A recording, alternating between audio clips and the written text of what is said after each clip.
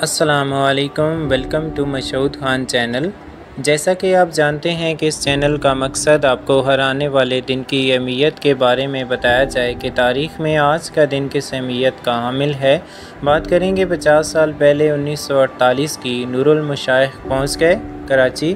حضرت نور المشائخ آف شور بازار عظیم افغان الہی بت 15 دسمبر کی صبح کراچی کے شہریوں کے جوش و خروش کے مناظر کے درمیان کراچی کنٹونمنٹ اسٹیشن پہنچے۔ پاکستان افغانستان زندہ باد، قائد اعظم زندہ باد، شاہ ظاہر شاہ زندہ باد، نور المشائخ زندہ باد اور مجاہدین کشمیر زندہ باد کے نعروں سے ٹرین کی رفتار سست ہو گئی، نیچے رکے اور حضرت نور المشائخ کھڑکی سے باہر جھک گئے۔ کشمیر مسلمانوں کا ہے جغرافیائی طور پر اور مسلمانوں کی اکثریت میں ہونے کی وجہ سے بعد میں بمبئی بازار کراچی میں منعقد ہوا۔